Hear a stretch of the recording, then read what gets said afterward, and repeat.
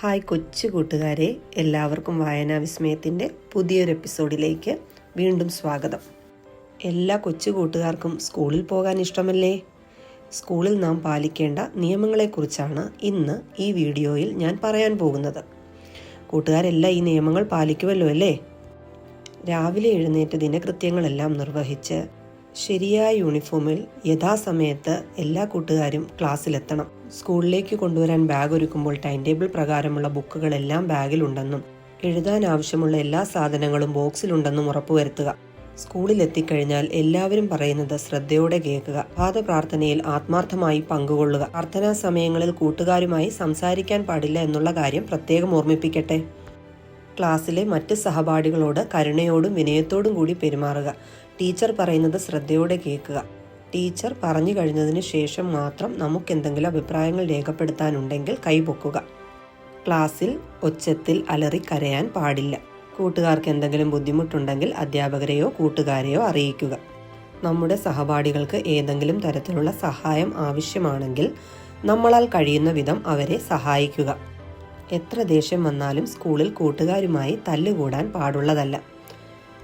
തല്ലുകൂടിയാൽ ഉടൻ തന്നെ കൂട്ടുകാരുമായി സൗഹൃദത്തിലേർപ്പെടാൻ ശ്രമിക്കുക. ക്ലാസ്സിൽ എപ്പോഴും നിശബ്ദത പാലിക്കുക. ഒരു ക്ലാസ് മുറിയിൽ നിന്ന് മറ്റൊരു ക്ലാസ് മുറിയിലേക്ക് കടക്കാൻ പോകുന്നതിന് മുൻപ് വാതിലിൽ മുട്ടുക. പെൻസിൽ ഷാർപ്പ് ചെയ്ത പൊടി ഉൾപ്പെടെയുള്ള എല്ലാ അനാവശ്യ വസ്തുക്കളും ചവറ്റുകുട്ടയിൽ നിക്ഷേപിക്കുക. പഠിക്കുന്ന സമയത്ത് ആവശ്യമായ വസ്തുക്കൾ കൂട്ടുകാരുമായി ഷെയർ ചെയ്യുക. സ്കൂളിലാണെങ്കിൽ പോലും ധാരാളം വെള്ളം കുടിക്കുക. വെള്ളം കുടിക്കാൻ മറക്കരുത് കൂട്ടുകാരെ. നമ്മൾ നമ്മെ തന്നെ സ്വയം സൂക്ഷിക്കുക. പഠിക്കാനുള്ള നോട്ട്ബുക്കിൽ നിന്ന് പേപ്പർ കീറി റോക്കറ്റ് ഉണ്ടാക്കുന്ന പല കൂട്ടുകാരെയും ക്ലാസ് റൂമിൽ കാണാൻ കഴിയും. പഠനത്തിനായി നമ്മുടെ മാതാപിതാക്കൾ വാങ്ങിത്തന്ന നോട്ട്ബുക്കിൽ നിന്ന് പേപ്പർ അനാവശ്യമായി കീറിക്കളയാതിരിക്കുക.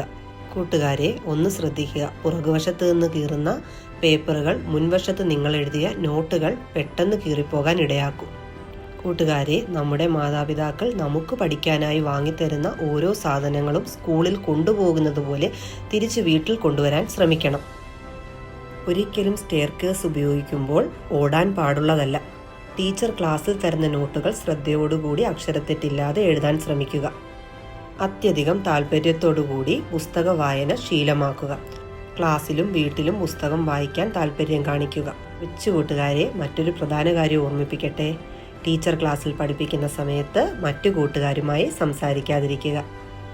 സ്വന്തം മാതാപിതാക്കളെ പോലെ അധ്യാപകരെ സ്നേഹിക്കുക. നിങ്ങളുടെ വിഷമങ്ങളും സന്തോഷങ്ങളും അവരുമായി പങ്കുവയ്ക്കുക.